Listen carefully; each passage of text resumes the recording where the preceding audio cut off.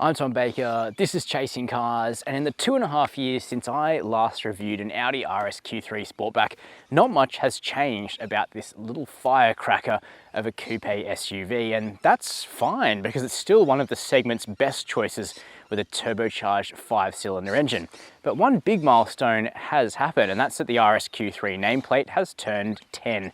And so the car behind me is actually an RSQ3 10th anniversary edition. And today we're going to be checking out what you get for your extra $4,000 or thereabouts compared to the standard RSQ3. We'll check out the interior, we'll check out the back seats and the boot, discuss the running costs, and take a drive in this 10th anniversary special edition of the Audi RSQ3 Sportback. Before we get started, hit subscribe below. Chasing Cars, honest reviews of your next car. Brought to you by Budget Direct. In terms of design changes to the RSQ3, they are subtle. The 10th anniversary version has all blacked out fascia here, including the black Audi rings that you normally pay extra for. In fact, it's got an extended black pack, but my favorite changes come down to these 21-inch wheels. It's a beautiful black and silver snowflake design, and you can see those dark grey RS brake calipers poking through there. All in all, it looks tidy and subtle, which is kind of Audi Sport's thing. You can only get 2 colours for the 10th anniversary, and this one is Chronos Grey. It's kind of a mid-grey with a bit of a brown fleck through it. I actually think it's quite nice, quite interesting, and you know, for Audi, this is adventurous, isn't it? Heading across to the back, the most notable feature of this version of the RSQ3 is that you can only get it in Sportback form. If you want the more conventional RSQ3 with a wagon body on the back, you can't go for the special edition. So what is the RSQ3 like inside? Well, this vehicle continues to be an impressive small SUV from an appointment and build quality standpoint. Audis might not feel quite as expensively made as they did 5 years ago, but they are still near the top of the segment, certainly for perceived quality, and I think this interior is nicer than what you get in a rival like the Mercedes AMG GLA 45. Certainly, Mercedes interiors are flashier, full of ambient lighting that resembles some kind of a cheap nightclub at times, but I think Audi does subtle luxury really well, and you do know you're in a premium car here. But let's start with something which is, on the face of it, less premium than the standard RSQ3, and that's the seats. And that's because you get a proper bucket seat that's ready for a harness in this car. Now, it's finished in Alcantara and fine Napa leather with seat heating, but they're manually adjustable. So for couples, this might be a little bit less convenient than the standard RSQ3, which has electric seats with memory. But of course, for a focus driver, and especially if you're going to be taking the RSQ3 on track, these seats, which are lighter and a bit lower and much more bolstered than the standard pew, are going to suit you. Now, you're also looking forward at a round steering wheel rather than a flat bottom, finished in Alcantara with paddle shifters, but they are a bit plasticky. Some proper metal shifters would have been nicer in a car that costs $102,900 before on-road costs. As for the technology package, we've got a large touchscreen down here in the center with wireless Apple CarPlay and Android Auto, flawless connection for me in my testing, and also a large virtual cockpit that you can customize with a RS display with classic analog dials with a full map. It's still probably the best in industry, Audi's virtual cockpit. The finishings are very nice, soft touch on the dash. We've got Dynamica also on the dash up here, and kind of a carbon effect, which doesn't look too fake, which they usually do. There is a bit of subtle ambient lighting with selectable colors too, plus physical knobs and buttons for the climate control and the volume, which is just terrific to see. Practicality is decent. We've got wireless phone charging. It's rubberized so your phone doesn't fall out of it. You've also got this shiftable center bin here with armrest, and also big door bins, classic Volkswagen Group stuff. They can take a large water bottle. And one interesting thing of note is that since the RSQ3 launched, the supplier of the premium audio system has actually changed. It was Bang & Olufsen, it's now Sonos. I've done my own music test on the Sonos system, and I'm really happy with it. It doesn't have that much soul or warmth, but it's extremely clear and crisp without feeling too cold or cutting, and it rendered my music very nicely. This is an RSQ3 Sportback, and normally when you go for a Sportback or a coupe SUV, you get punishing rear headroom, but Audi is exceptionally good at preserving headspace, even if you go for the slinkier looking version of their SUVs. and the Q3 is no exception. Even though I'm 6 foot, I've still got a couple of inches above me, and as you can see, legroom behind this very focused bucket seat is excellent too. Toe room, even though this seat is at its lowest setting, is still preserved.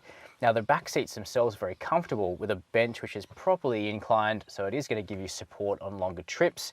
Though getting someone into this 5th seat, particularly when the seats are actually a little bolstered on the outboard settings, is going to be a bit tougher. So probably just treat this as a place for an armrest with 2 small cup holders. You also get rear vents back here. You get a 12-volt socket and 2 more USB-C ports and a big door bin. And impressively, those soft touch rear plastics are actually maintained here in the back. This is a 6-figure car and it should feel expensive, and thankfully it does. Moving around the back of the RSQ3 Sportback, you'll again take in the Special Edition's black badging. It also extends down to the RSQ3 badge here, and you've got what effectively look like twin exhaust pipes for the 2.5 litre 5-cylinder, but it is actually quads. They're just disguised in 2 big outlets, which is an RS tradition. We have a power tailgate here, and that gets out of the way to reveal a reasonably practical boot, not the biggest in segment. The capacity is on screen now. As you can see, we've got some big, heavy AV gear in here without an issue. The cargo blind protects your privacy, but it also gets out of your way with the power tailgate. You've got some storage on the left and right. The car comes with a net, so your groceries won't be sliding around.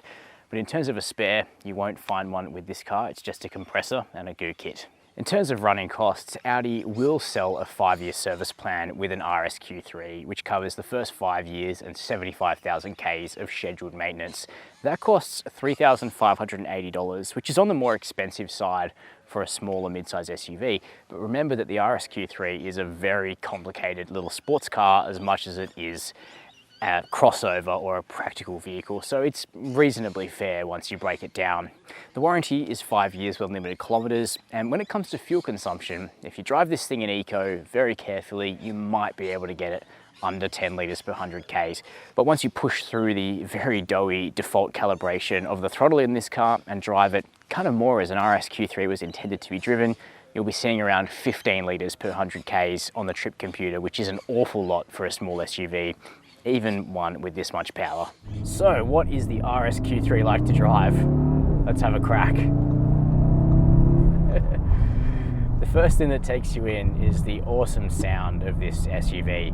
It's so unique, still retaining Audi's most classic engine, the 2.5 litre TFSI turbocharged 5-cylinder. And the day when Audi has to retire this engine will be a sad day, and in a lot of ways the engine is the big draw card of the RSQ3.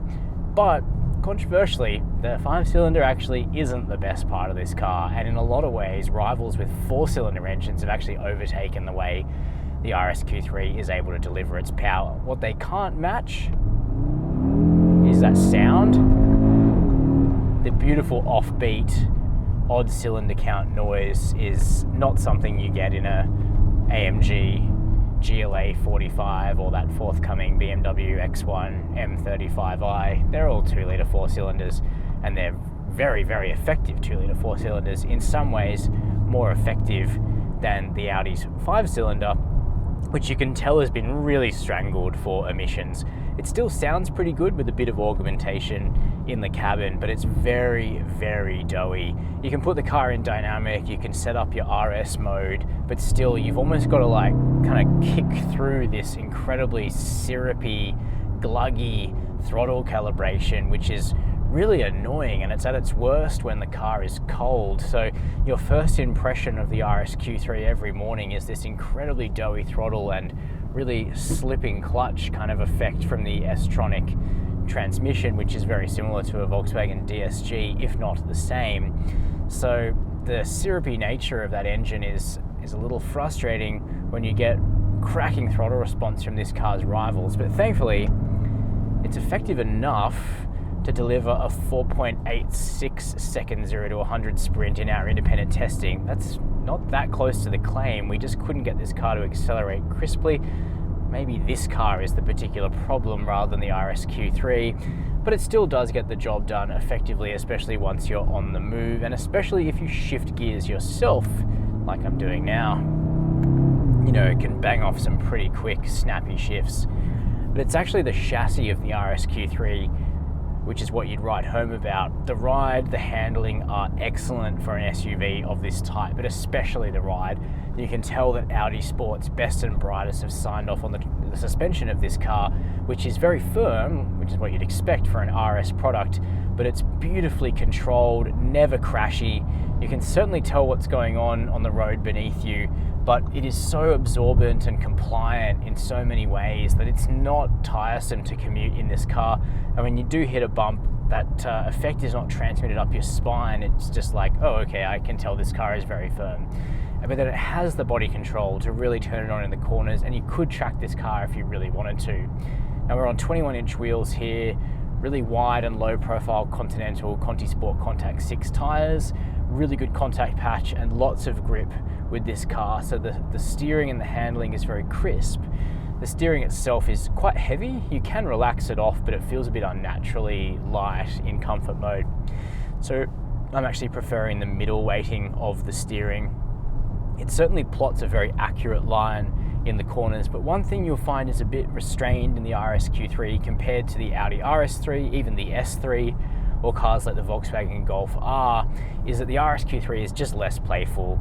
The weight is higher, the stability control's limits are a bit lower so that you keep the thing on the road or on the track, and where those hatchbacks will let you have quite a lot of play with the chassis, including from the rear end thanks to their tricky diff, the RSQ3 just feels considerably more buttoned down. And of course, if that's what you're after, scalpel-like 5-cylinder sports SUV with 294 kilowatts of power and an easy sub 5-second sprint to 100, then the RSQ3 will delight you. And I think the build quality is much better than a GLA 45, and we don't really know what the new X1 will be like with the biggest engine available here in Australia. But the Audi's built beautifully, the handling is extremely predictable and crisp. The braking's good too, just over 34 meters from 100 to 0, which is really great for an SUV. But it's just not so fun that it'll constantly put a smile on your face. I think if you can get an RS3, that's very, very difficult. Much easier said than done, because they aren't really building that car right now. It may or may not come back ever. But even an S3 I think is worth a look in, or you could save a lot of money and go for something like a Volkswagen T-Roc R Grid Edition. It is actually not that much slower than this car, and it is almost as capable in so many ways, but it's not an Audi, it's not built as nicely, it's not as plush inside, it doesn't ride as well, but it is half the price, and I mean that's quite a draw card, isn't it? But certainly it's a satisfying, highly competent performance SUV, and that's the point. When it comes to safety features, it's also good in that way. We have adaptive cruise, excellent lane centering for the highway, blind spot monitoring, rear cross traffic alert, frontwards and reversing AEB, plus a 360-degree camera that makes this car pretty easy to park, even though the sides are full of creases that make it a little bit difficult to know if you're parked straight when you look in the side mirror. So all in all, I think you'd be happy, you'd be satisfied with this car, but I do think that you should strongly consider something a little bit lower riding if what you actually want here is smiles per mile.